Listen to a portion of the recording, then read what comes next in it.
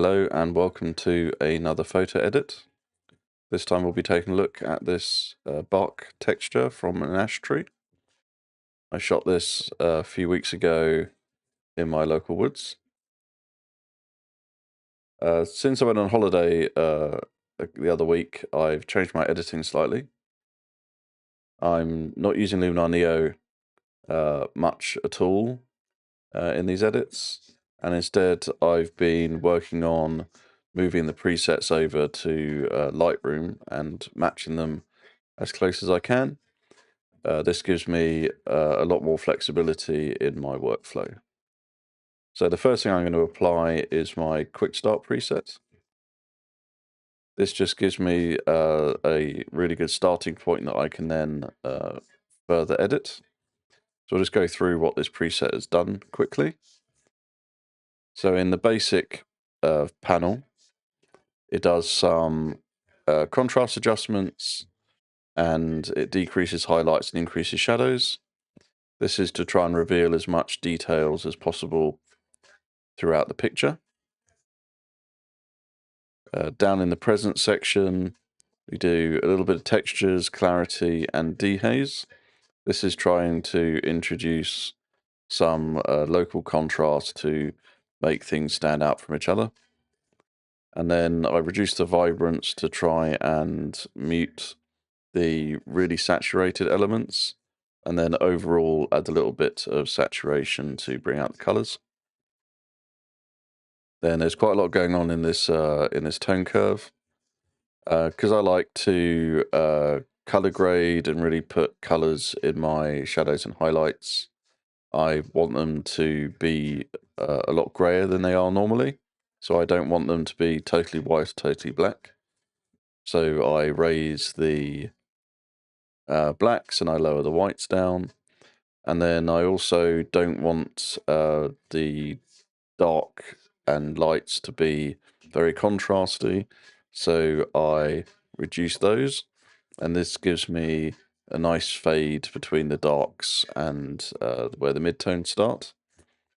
And then there's a point in the midtones to keep it on the linear line. And this is there so that I can easily adjust this if I want to in the edit. Down in the color mixer, there are some tweaks to the colors. So for the camera that I'm shooting, which is an Olympus, it tends to go really crazy on reds. I found that on Nikon as well, to be honest. So what I do is I just mute the reds slightly, which includes the reds, oranges, purples, and magentas.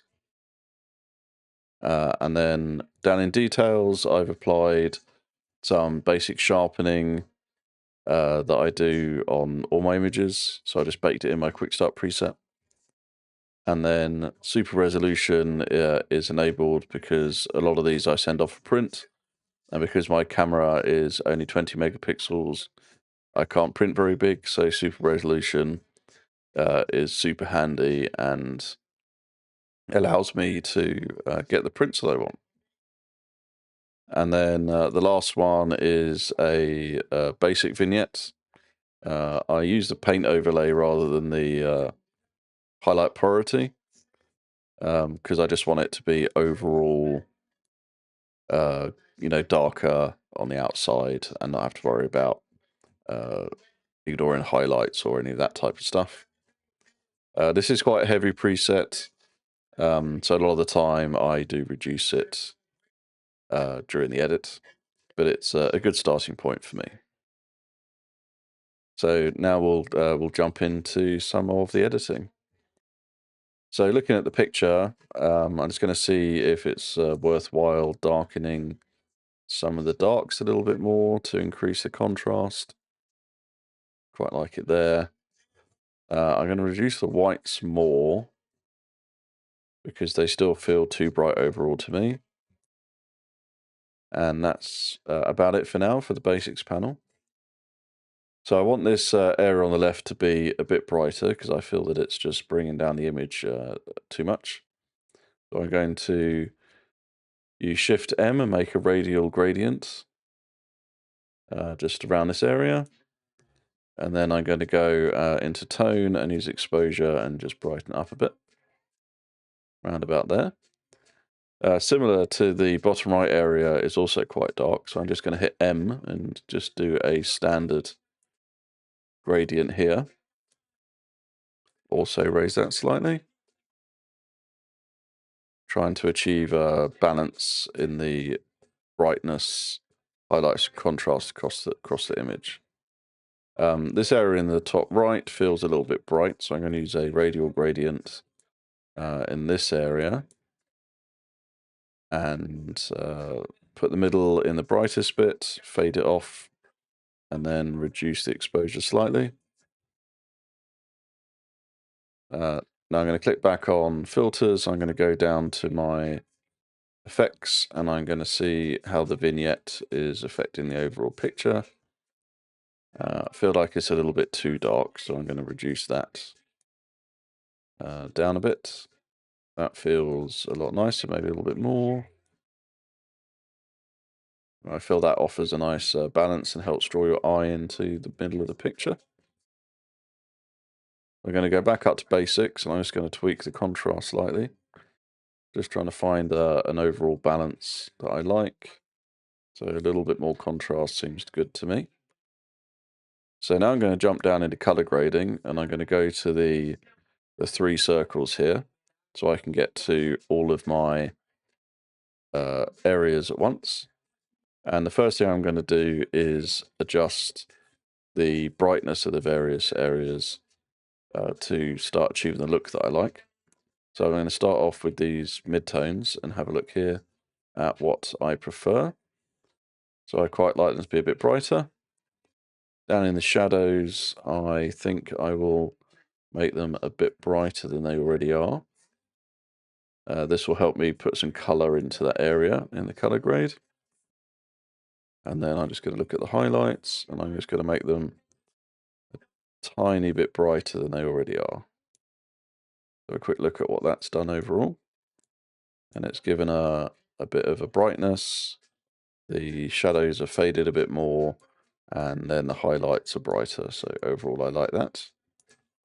So now I'm going to jump into shadows. And I want to contrast these dark areas with these midtones and highlights. So I want to do a complementary color. So the way I like to find out where these colors are is I click this little box here, and then I click and hold my mouse button down on this eyedropper, and then I drag it out.